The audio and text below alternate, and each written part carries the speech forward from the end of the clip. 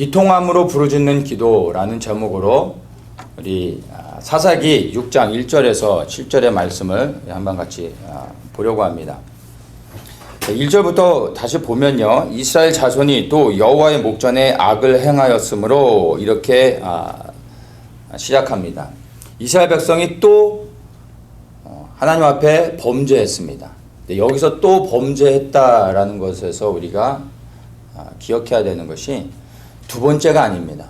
또 범죄했다는 게 두 번째가 아니라 이들이 끊임없이 똑같은 죄를 반복적으로 짓고 있다라는 것을 볼 수가 있습니다. 이 사사기 6장에서는 이제 기드온이라는 사사를 세우는 것이 소개가 되는데, 이 기드온은 드보라 다음으로 세워진 이제 벌써 5번째 사사가 되는 겁니다. 그러니까 이들이 또 하나님 앞에 죄를 지었다고 할 때 이게 어떻게 실수로 해서 또다시 한 번 더 죄를 지은 게 아니라 여전히 동일한 죄를 계속해서 짓고 있다는 것입니다. 그들이 지은 동일한 죄가 무엇입니까? 여호와의 목전에 악을 행하였다고 하는데, 이들이 행한 악은 우리가 생각하는 세상에서 짓는 그런 죄들이 아니라 하나님을 떠나 우상을 섬겼다는 것입니다. 근데 이 죄를 이들이 계속해서 반복적으로 동일하게 이 죄를 짓고 있다는 것을 우리가 볼 수 있습니다. 이것을 우리가 굉장히 주목해야 되는 이유가 우리도 동일하게 이스라엘 백성들처럼 반복적으로 동일한 죄를 계속해서 짓는다는 것입니다. 그래서 이것을 우리가 주목해 볼 필요가 있습니다. 우리 중에서 죄를 짓지 않고 살아가는 사람이 없죠. 여러분이 우리가 죄를 짓는데 날마다 새로운 죄를 짓는 분들이 계십니까? 그런 분이 계시면 굉장히 창조적인 분입니다. 연구 대상이 될 수 있겠죠. 우리가 세상을 살아가면서 계속해서 죄를 짓는데, 사실 우리가 짓는 그 죄가 어제 짓지 않은 또 다른 죄를 짓고 내일은 또 새로운 죄를 짓는 것이 아니라, 가만히 보면 우리는 똑같은 죄를 반복적으로 짓고 있다는 것을 우리가 볼 수가 있습니다. 이것이 우리의 문제이기 때문에 이 이스라엘이 지금 겪고 있는 이 동일하게 짓는 이 죄를 우리가 좀 주목해서 볼 필요가 있는 겁니다. 그렇다면 왜 계속해서 이 똑같이 반복되어지는 죄를 저지르게 될까요? 그것은 이 죄의 문제를 이스라엘 백성들이 온전히 해결하지 않은 채로 그냥 덮어두고 살아갔기 때문에 이들이 또다시 똑같은 죄를 반복해서 짓고 있는 것을 우리가 볼 수가 있습니다. 죄를 깨닫고, 그리고 죄를 인정하고 고백하고 죄를 회개하는 것 같지만, 실상은 이 죄의 자리에서 완전히 벗어나 이제 사망의 길이 아닌 이 생명의 길로 가야 되는데, 그렇지 않고 그냥 죄를 인정하고 고백하는 것을 회개로 알고 그냥 한번 눈물 흘리고 그리고 하나님께 기도하고 그리고 해결된 것으로 여기고, 죄된 길에서 벗어나지 않고 여전히 가던 그 사망의 길, 죄의 길에서 여전히 똑같은 길로 가고 있는 많은 사람들.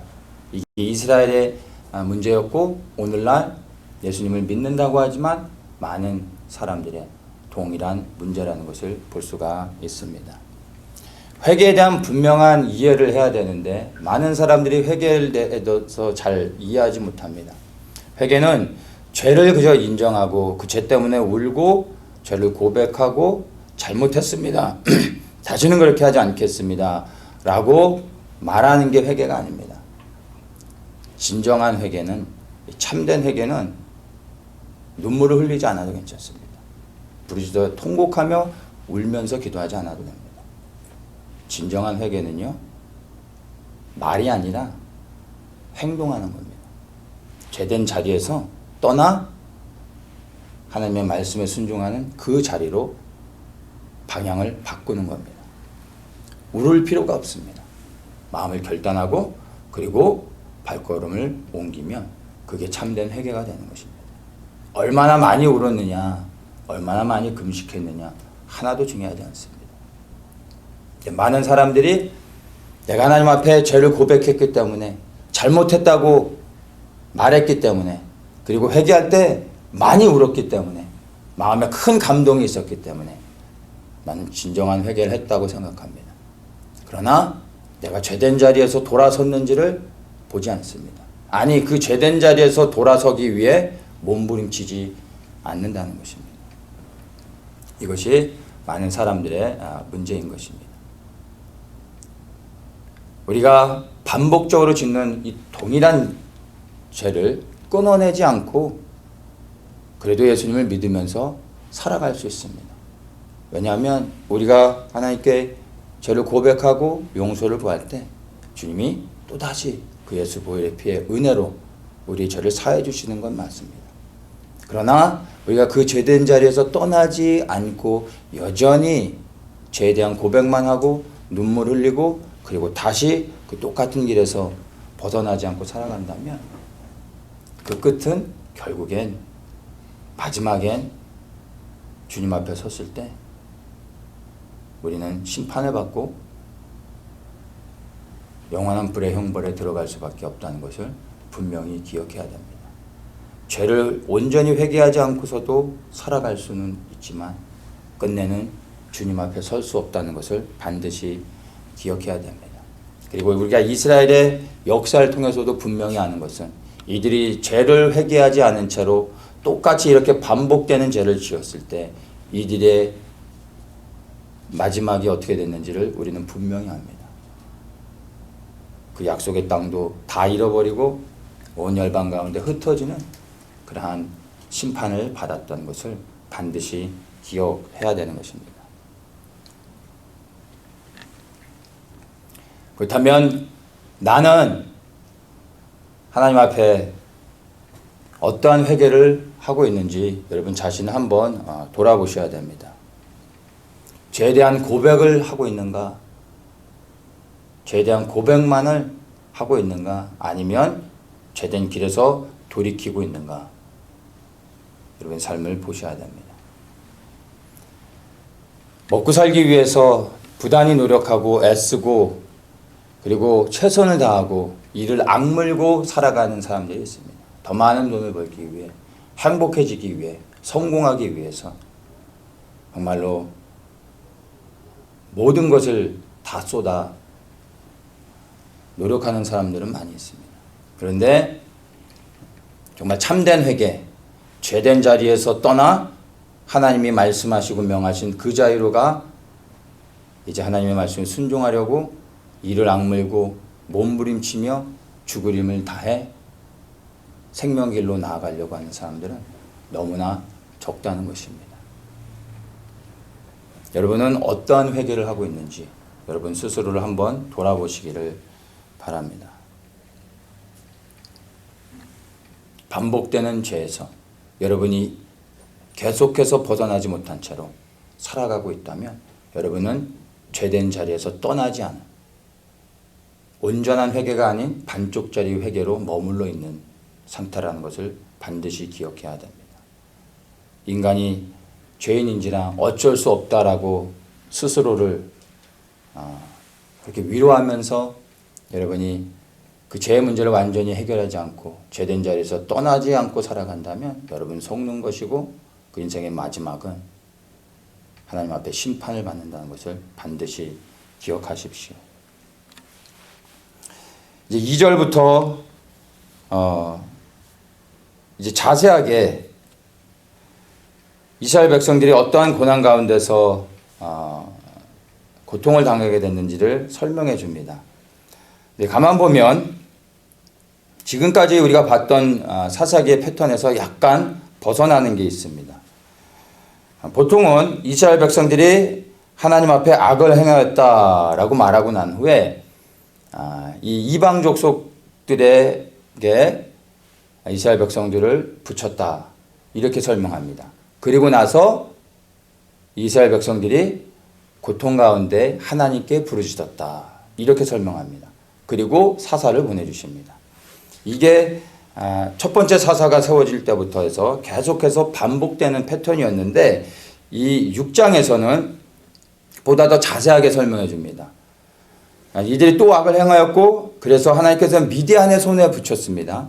그러면 그 전과 같으면은 이들이 하나님께 부르짖었다라고 말하는데 이제 미디안의 손에 붙였을 때 2절부터 그들이 어떠한 고통을 당하고 있는지를 굉장히 자세하게 설명해 줍니다. 그전에는 그렇게 설명하지 않았는데 이들이 어떠한 고통 가운데 있는지를 설명해 줍니다. 자세한 설명들을 보면 이스라엘 백성들이 미디안에게 너무나 큰 고통을 당해서 자기들의 집에서 살지 못하고 구멍과 굴과 산성, 저 들판에 굴에 들어가서 저 높은 산에 들어가서 살아가게 됐다고 말하고 있습니다. 얼마나 그들이 미디안에게 고통을 당하고 그 핍박이 심했으면 정상적으로 그들이 살고 있는 마을에서 살아갈 수가 없었던 거예요. 그들이 너무 무서워서 그 집을 떠나 이스라엘 백성들이 다 산으로 들러 숨어 들어가 살 수밖에 없었다는 것을 보여줍니다. 그리고 이들이 이스라엘 백성들을 치러 오면 4절에 보면 토지 소산을 다 멸했다고 합니다. 식물을 남겨두지 않고 양이나 소나 나귀도 남기지 않았다 말합니다. 식물이라 하면 이제 그들이 이제 곡식을 말하는 거죠. 곡식을 다 가져가 버리는 겁니다. 그리고 가축도 다 가져가는 겁니다. 그러면 뭐가 남습니까? 아무것도 안 남는 거죠. 그들이 메뚜기 떼같이 들어왔다고 설명하는데 여러분 수많은 메뚜기 떼가 들판을 한번 싹 지나가고 나면 어떻게 되는지 아십니까? 말 그대로 그냥 황폐해지는 겁니다. 이들이 메뚜기 떼와 같이 들어와 모든 것을 약탈해 갔다고 말하고 있습니다. 그러면 이들이 고통이 얼마나 심한지를 알 수가 있는 거죠. 죽는 것보다 더한 고통이요. 목숨만 살려주는 겁니다. 우리는 죽음 앞에 서면 목숨만 살려달라고 하지만 여러분 목숨만 살려주고 곡식을 빼앗고 모든 약대를 빼앗았어요. 남은 건 아무것도 없습니다. 그들의 삶이 어떠했는지를 생각해 보십시오. 죽는 것보다 더한 고통을 그들이 겪을 수밖에 없는 겁니다. 그러니까 내려와서 이들이 미디안 사람들이 이스라엘 백성들을 약탈할 뿐만 아니라 사람들을 죽였으면 또 모르는데 죽이진 않은 거예요. 살려는 뒀는데 모든 걸 다 가져가 버린 겁니다. 이들이 살아있지만 사실은 살아가는 게 아니라 너무나 큰 고통을 당하고 있음을 보게 되는 것입니다. 이러한 고통 가운데서 이스라엘 백성들이 이제 하나님 앞에 부르짖게 됩니다. 6절에 이스라엘이 미디안을 인하여 미약함이 심한지라 이에 이스라엘 자손이 여호와께 부르짖었더라. 이래서 이들이 어떠한 상황 가운데서 하나님을 찾게 되고 부르짖게 됐는지를 설명해 주고 있는 것입니다. 그래서 단순히 이들이 미디안으로부터 한 번 약탈을 당해서 그게 너무 속상하고 힘들어서 마음이 아파서 하나님께 부르짖은 게 아니라는 것을 우리가 봐야 됩니다. 그리고 이들이 이러한 고난 가운데 7년 동안 미디안의 손에서 괴로움을 당했다는 것을 성경이 말해주고 있습니다. 이들의 고통이 쌓이고 쌓여서 이제 이 마음 중심 안에서부터 터져나오는 그 절규 가운데 하나님께 부르짖었음을 볼 수가 있는 것입니다.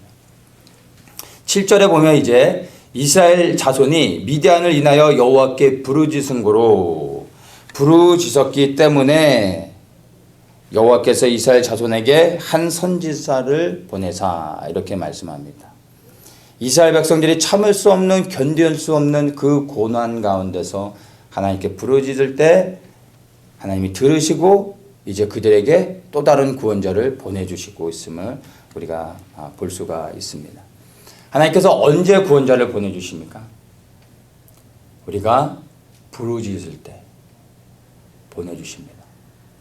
너무나 단순하고 당연한 것 같지만 여기에 깊은 진리가 있는 겁니다.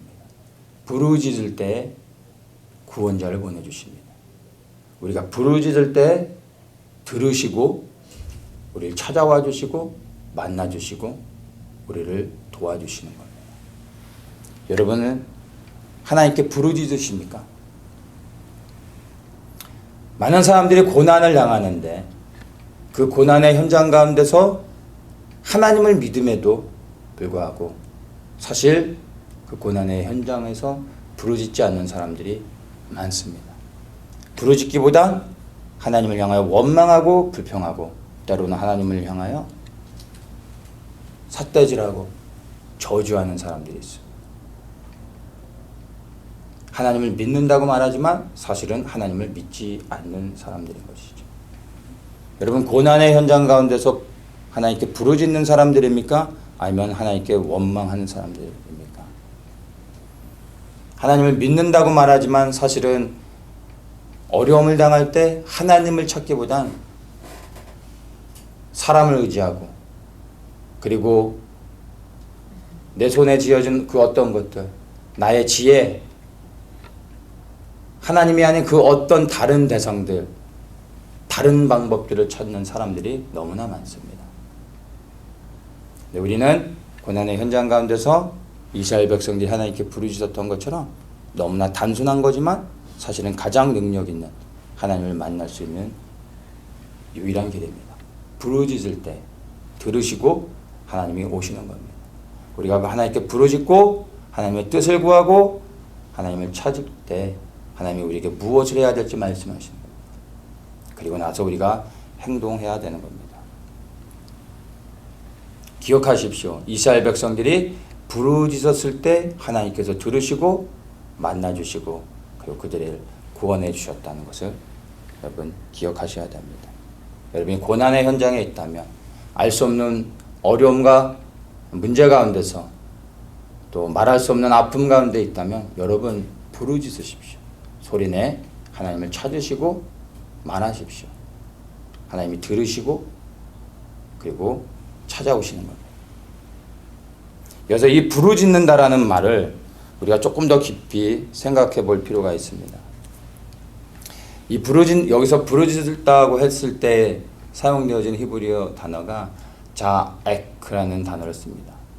근데 이 단어를 보면 cry out, call out 이라는 의미로 이 부르짖는다라는 것을 설명해 주고 있는데 이 원어의 의미에서 어떻게 cry out 하고 그러니까 어떻게 소리내서 울고 어떻게 소리내서 말하는 건지 그 어떠한 태도로 어떠한 심정 가운데서 이렇게 하나님께 부르짖는 건지에 대해서 설명해 주는 몇 가지 단어가 있었는데 이 단어 가운데 제 눈에 딱 들어온 게 anguish라는 단어였습니다.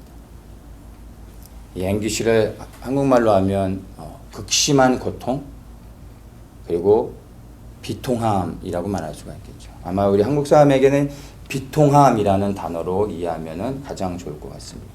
하나님께 부르짖어야 되는데 어떻게 부르짖냐면 단순히 우는 게 아니라 단순히 소리내 말하는 게 아니라 이 비통함 가운데서 울고 이 비통함 가운데서 소리내 말할 때 하나님이 그걸 들으신다는 것입니다. 이 비통함은 어떠한 심정인지를 우리가 알 수 있죠. 단순히 몸이 좀 아프다고 마음이 좀 상했다고 그것을 우리는 비통함이라고 말하지 않습니다. 이 비통함은 외적인 것이 아니라 우리 심령 깊은 곳에서부터 터져 나오는 탄식이고 아픔인 것이죠.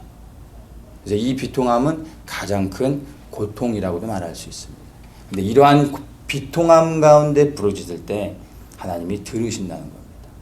그저 목소리만 크게 내가지고 소리 지른다고 하나님이 들으시는 게 아니라 비통함 가운데서 부르짖을 때 하나님이 만나주신다는 겁니다. 이스라엘 백성들이 이 7년이라는 고난 가운데서 쌓이고 그 아픔이 이제 내면 깊숙한 곳에서부터 터져났을 때 비통함 가운데 하나님께 부르짖었던 겁니다. 그것을 들으시고 하나님께서 또다시 이스라엘을 구원하는 구원자를 보내주시는 겁니다. 여러분에게는 이러한 비통함이 있으십니까? 우리가 언제 이러한 비통함을 가질 수 있을까요? 잠시 잠깐 당하는 고난 가운데서 이런 비통함을 가질 수는 없습니다. 오랜 시간 우리가 해결되지 않는 아픔이 쌓이고 쌓였을 때 감당할 수 없는 고난이 우리를 짓누르고 시간이 지나면서 우리 안에 이 비통함이 쌓여져 가는 겁니다. 계속 기도하지만 하루 이틀 기도해서 부르짖어서 이 비통함이 터져 나오는 게 아닙니다. 오랜 시간 이 아픔이 쌓였을 때 어느 순간 내면 안에서 이 비통함 가운데 다시 부르짖게 되는 겁니다. 그럴 때 하나님께서 비통함으로 부르짖는 자의 소리를 들으시고 말씀해 주시고 인도해 주시고 만나 주시고 구원해 주시는 겁니다. 때로는 하나님께서 우리를 만나 주시기 위해서 우리를 고난의 현장 가운데서 내버려 두시고 그 상황 가운데 들어가게 하시는 것을 우리는 경험합니다. 우리가 분명히 알아야 될 것은 우리가 고난의 현장에 있기 때문에 그냥 자동적으로 고난의 현장에 들어가면 하나님께서 우리를 만나 주시는 것이 아니라 고난 가운데 주님이 만나 주신 이유는 고난에 처해져 있을 때 우리가 비통함으로 간절한 마음으로 하나님을 찾고 부르짖을 때 그때 하나님이 만나 주시는 거죠. 그래서 고난 가운데서 주님이 우리를 만나 주신다는 의미는 그냥 그 자리에 머물러 있으면 때 되면 주님이 오시는 게 아니라 고난의 현장 가운데서 우리가 비통한 마음으로 부르짖을 때 우리를 찾아와 주시고 만나 주시는 것입니다. 얼마나 큰 고난을 당하느냐가 포인트가 아니라 얼마나 비통함 가운데 그 고난의 현장에서 하나님을 찾느냐가 하나님을 만나는 그러한 길이 된다는 것을 우리가 기억해야 되는 것입니다. 하나님을 깊이 만나기 위해서는 이러한 비통함을 가지고 있어야 됩니다. 여러분의 삶의 현장 가운데 하나님이 정말 찾아오길 원하신다면 여러분 안에 이러한 비통함이 있어야 되는 겁니다. 그러한 비통함을 갖는 여러분들 되시기를 예수님의 이름으로 축원합니다. 근데 이 비통함을 갖기 위해서는 그럼 우리가 무엇을 해야 되겠습니까? 이스라엘 백성들처럼 죄를 지어야 되는 겁니까? 반복적으로 죄를 짓고 그들의 죄 때문에 심한 고난 가운데 들어가야 됩니까? 그래서 우리의 죄로 인하여 생겨난 그 비통함 가운데 부르짖어야 하나님을 만나는 것입니까? 물론 그렇게 해도 하나님께서 만나 주시기에 우리는 감사할 수밖에 없지만 우리가 가져야 될 비통함은 이스라엘 백성들이 가졌던 이러한 비통함이 아닙니다. 우리의 죄로 인하여 생겨난 비통함이 아니라 우리가 가져야 될 비통함은 다른 것입니다. 우리는 성경 속에서 어떠한 비통함을 가져야 되는지를 찾아볼 수 있습니다. 그 중에 두 가지를 성경 속의 인물을 통해서 소개하려고 합니다. 첫 번째, 우리는 모세의 비통함을 가져야 됩니다. 이 모세의 비통함은 콜 아웃하는 그러한 비통함입니다. 부르짖을 때 크라이 아웃 하는 것이 있고 콜 아웃 하는 것이 있다고 말씀을 드렸죠. 이 모세의 비통함은 콜 아웃, 그러니까 소리내 하나님을 찾고 말하는 그러한 비통함을 의미하는 것입니다. 이스라엘 백성들이 모세가 하나님의 계명을 받으러 시내산에 올라간 사이 밑에서 아론을 중심으로 해서 금송아지를 만들고 그 앞에서 음란한 짓을 하면서 하나님 앞에서 우상 숭배하는 큰 죄를 저지릅니다. 하나님께서 진노하시고 이스라엘 백성들을 그 광야에서 다 진멸하려고 하실 때 모세가 생명 걸고 막아섭니다. 그래서 하나님이 그들의 죄를 용서해 주십니다. 근데 거기서 하나님께서 이제 모세에게 말씀하십니다. 이제 아브라함과 이삭과 야곱에게 약속한 그 땅을 내가 너에게 줄 것이다. 그 땅에 살고 있는 많은 이방 족속들을 너희 손에 붙일 것이다. 너는 젖과 꿀이 흐르는 땅을 취하게 될 것이다. 이제 백성들을 인도해서 가나안으로 들어가라. 하나님께서 모세에게 말씀하십니다. 그리고 하나님께서 그러나 나는 너희와 함께 가지 않을 거다. 너희는 목이 곧은 백성이기 때문에 내가 중도에 너희의 그 범죄함 때문에 내가 너희를 다 진멸할까 하노라. 난 너희와 가지 않겠다. 그러나 내가 약속한 그 땅, 젖과 꿀이 흐르는 그 땅을 내가 너희 손에 붙여주겠다. 백성을 데리고 가라 라고 말씀하십니다. 근데 그 말씀을 들은 모세가 네 알겠습니다 하고 백성을 데리고 가나안 땅으로 가지 않습니다. 오히려 모세는 그 자리에서 하나님이 함께 하시지 않으면 우리가 갈 수 없습니다 라고 하며 가나안 땅에 들어가라고 하신 하나님의 그 축복의 말씀, 그것을 그가 거부합니다. 하나님께서 분명히 약속해 주셨고 그 땅에 들어가라고 말씀하셨으면 모세는 사실 그냥 그 자리에서 못 이기는 척하고 말씀에 순종해서 네 알겠습니다 라고 하고 백성들을 데리고 들어가면 어떻게 됩니까? 그 땅을 취하게 되는 거예요. 그 땅에 살고 있는 이방 백성들을 다 그 손에 붙여주겠다고 약속하셨습니다. 약속의 땅을 그가 취하게 되는 겁니다. 젖과 꿀이 흐르는 그 좋은 땅을 갖게 되는 겁니다. 모세는 그곳에 들어가 이스라엘의 왕이 되어져서 일평생 정말로 영웅이 되어져서 살아갈 수 있는 겁니다. 하나님이 들어가라고 하셨습니다. 들어가도 그가 잘못하는 것도 아닙니다. 그런데 모세는 들어가지 않습니다. 하나님이 없이는 내가 갈 수 없습니다. 그러면서 그가 했던 고백이요. 이제 그 안에 있던 간절한 그의 마음의 중심이 터져 나오면서 하나님께 고백합니다. 하나님, 주의 영광을 내게 보이소서라고 하나님께 그가 소리칩니다. 한글 성경에서는 주의 영광을 내게 보이소서, 영어에서는 show me your glory 이렇게만 말하는데 이 히브리어의 원어를 보면 자라는 단어가 있습니다. 이 단어를 번역을 하지 않았습니다. 다른 일반 성경에서는. 근데 이 자라는 단어가 뭐냐면 간청하는 그러한 단어입니다. 그러니까 영어로 하면 please 한다고 말할 수 있고 이것을 기도한다라는 단어의 의미로도 말할 수 있습니다. 근데 이 단어를 빼먹었어요. 근데 모세가 단순히 주의 영광을 내게 보이소서라고 말한 게 아니라 그 마음 중심 가운데서 간절하게 터져 나오는 그러한 고백으로 그가 하나님을 찾은 겁니다. 간청하면서 하나님께 부탁하며 내가 정말 주의 영광을 보기 원합니다 라고 고백을 한 것입니다. 그런데 그가 이러한 고백을 했을 때 하나님께서 놀라우게 하늘에서 강림하셔서 모세에게 직접 그분의 모습을 계시하여 보여주시는 놀라운 사건이 기록되어집니다.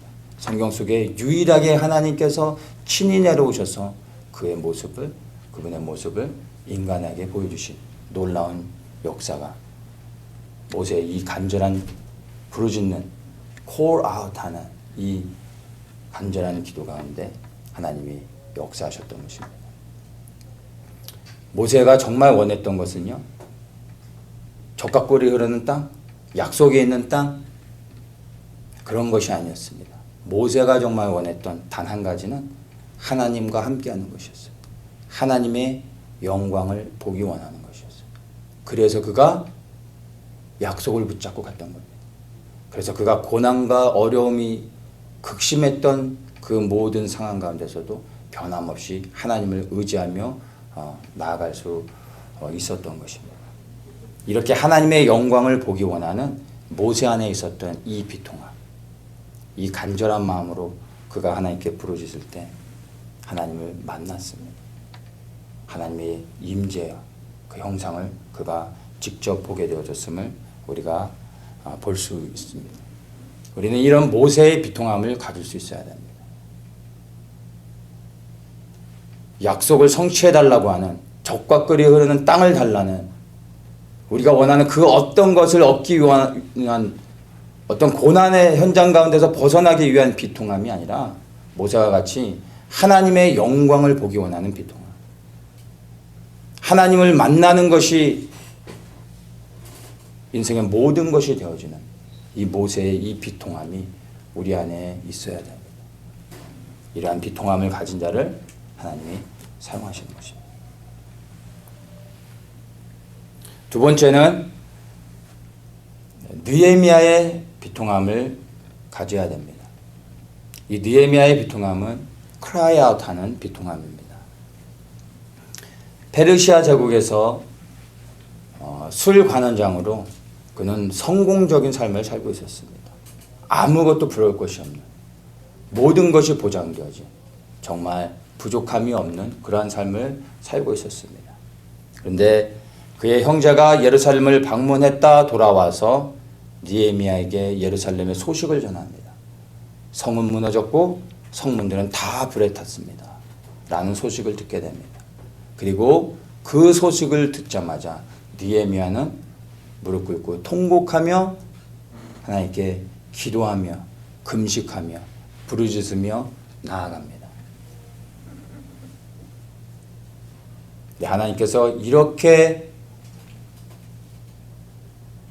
부르짖으며 기도하는 느헤미야를 세우시고 그를 예루살렘에 보내셔서 무너진 성벽을 재건케 하시고 예루살렘의 영광을 회복하게 하시는 놀라운 일들을 행하게 하셨습니다. 우리는 이 느헤미야의 비통함을 가져야 됩니다. 느헤미야는 다니엘과 같이 포로 1세대가 아닙니다. 예루살렘에서 태어나지 않았어요. 그 부모가 예루살렘에서 포로로 잡혀가서 그는 이 페르시아 제국에서 태어난, 우리로 얘기하면 우리 자녀들, 이 미국에서 태어난 2세와 같은 사람입니다. 예루살렘을 한 번도 가본 적이 없고 예루살렘과 전혀 사실은 상관이 없는 사람입니다. 태어날 때부터 국적이 예루살렘이 아니라 페르시아였던 사람입니다. 사실 예루살렘에 무너진 소식을 들었을 때 그가 애통하며 무릎 꿇고 하나님께 기도해야 될 이유가 없습니다. 우리의 자녀들이, 여기에서 태어난 우리의 자녀들이 저 한국에서 큰 전쟁이 일어나서 수많은 사람들이 고통을 당한다고 할 때, 한국이 위기 가운데 무너져서 아픔을 당한다고 할 때, 우리의 자녀들이 그 소식을 들을 때 과연 느헤미야처럼 무릎 꿇어 통곡하며 하나님 앞에 나라 민족을 위해 기도하겠습니까? 쉽지 않은 거죠. 그렇게 기도할 만한 그런 감정이 일어날 이유가 없는 거예요. 부족함도 없습니다. 근데 느헤미야는 자신과 상관도 없는, 그저 아버지가 살던 그 땅, 그러나 한 번도 가보지 못해서 사실은 그렇게 우려해야 될 이유도 없는 느헤미야가 통곡하며 울며 하나님께 기도했다는 것입니다. 왜 그가 그렇게 기도했을까요? 아버지의 땅이기 때문에? 아니요. 느헤미야가 그렇게 통곡하며 기도했던 이유는요, 그곳은 예루살렘이 아니라 그 예루살렘은 느헤미야가 있어 바로 하나님의 나라였기 때문입니다. 그 예루살렘의 왕이 여호와 하나님이시고 그곳에서 하나님의 통치가 이루어져야 되는데 하나님의 땅이 더럽혀졌고 하나님의 거룩한 도성이 무너졌다는 소식을 들을 때 느헤미야는 그 아버지의 나라 육의 땅 예루살렘이 아닌 하나님의 영광의 땅, 영광의 도시가 무너진 것으로 인하여 애통하며 그 비통함을 가지고 하나님 앞에 소리내어 울며 기도했던 것입니다. 그렇게 기도할 때 하나님께서 느헤미야를, 그 비통함 가운데 하나님의 나라를 위하여 기도했던 느헤미야를 사용하셔서 하나님의 영광을 회복하는 일들을 행하게 하셨다는 것을 우리가 기억해야 됩니다. 이 느헤미야와 같은 비통함, 하나님 나라를 위하여 통곡하며 오는 이 비통함을 우리가 가져야 됩니다. 우리가 이곳에 살고 있지만 떠나온 조국 대한민국을 위해서 기도하는 이유는 우리가 살던 곳이었기 때문에, 우리가 떠나온 고향이고 우리의 고국이기 때문이 아닙니다.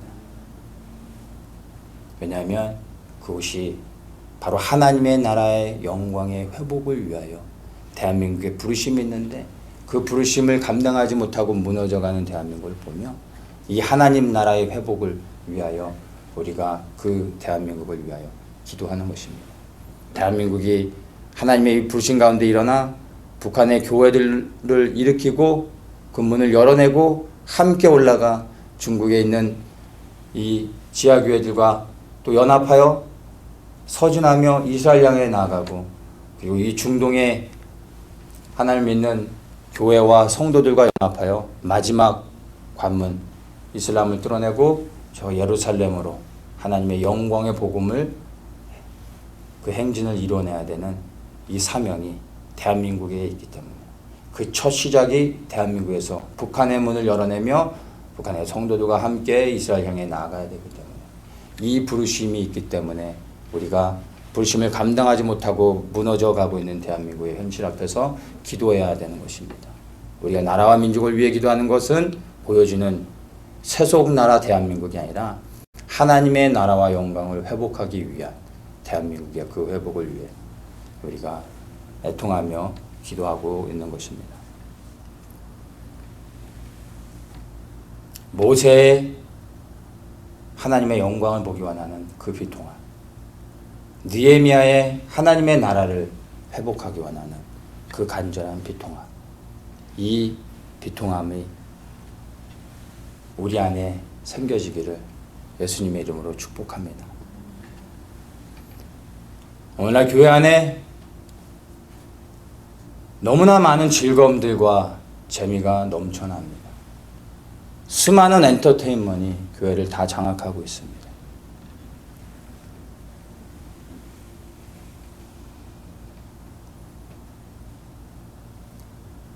사람들이 너무나 신나게 1시간이고 2시간이고 즐겁게 찬양합니다. 이러한 찬양은 시간이 오래돼도 지치지 않고 마음껏 찬양합니다. 그러나 이 하나님 나라의 회복을 위해 비통한 마음으로 기도하자고 하면 5분을 못 넘깁니다. 정말로 하나님의 나라를 위한 그 간절한 마음이 있는지 우리가 살펴봐야 되는 겁니다. 마지막 때에 깨어있다는 교회들이 마지막 때에 대한 수많은 새로운 메시지들을 전합니다. 이 마지막 때에 새로운 메시지들을 계속해서 전해주는 게 깨어있는 교회입니까?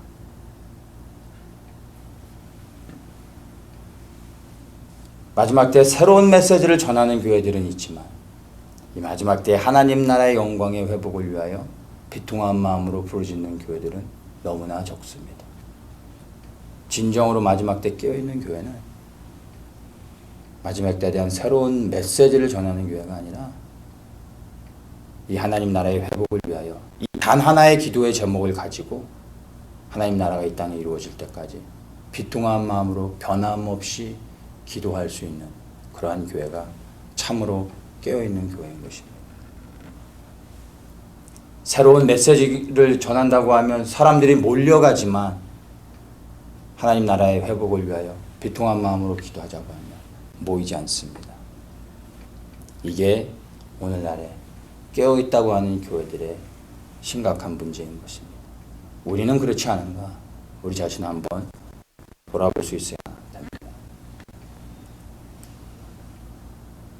우리는 비통한 마음으로 하나님 나라의 회복을 위하여 기도하고 있는가? 모세의 비통함과 느헤미야의 비통함을 가지고 있는가? 우리 자신을 보아야 됩니다. 이 비통함이 없는 자들은 마지막 그 끝에 과연 주님 앞에 설 수 있을지 두려운 마음으로 생각해 보아야 하는 것입니다. 하나님께서 어떠한 사람들을 들어 사용하시겠습니까? 모세를 느헤미야를 사용한 걸 보면 너무나 분명하게 우리가 분별해 볼 수가 있는 것입니다. 우리 더처치가 정말로 이 마지막 시대 가운데 하나님의 나라와 영광을 위해 더럽혀진 여호와의 이름의 회복을 위하여 비통한 마음을 가지고 끊임없이 기도하는 그렇게 부르짖으며 기도하는 교회가 되기를 정말로 간절히 원합니다. 이 비통함을 가져야 됩니다. 하나님 나라에 대한 이 비통함, 이 하나님 나라에 대한 비통함을 가지고 기도하는 자들이 이스라엘의 회복을 위하여 기도하게 됩니다. 대한민국의 회복을 위하여 기도하게 되는 것입니다. 이 땅에 수많은 믿음으로 인하여 고난받고 있는 우리의 세상 가운데 세상에 수많은 고통받고 있는 우리 형제와 자매들을 위하여 기도하게 되는 겁니다. 고통받고 있는 우리 포로로 잡혀있는 북한의 동포들을 위하여 기도하게 되는 것입니다. 무너진 가정을 위하여 기도하게 되고 하나님을 떠나 배도하고 있는 교회들을 향하여 통곡하며 기도하게 되는 것입니다. 이 비통함을 회복하시기를, 이 비통한 마음을 여러분 10년 가운데 품으시기를 축복합니다. 그리고 이 비통함을 가지고 기도할 때 하나님의 행하실 일들을 우리가 소망합니다. 함께 기도합니다.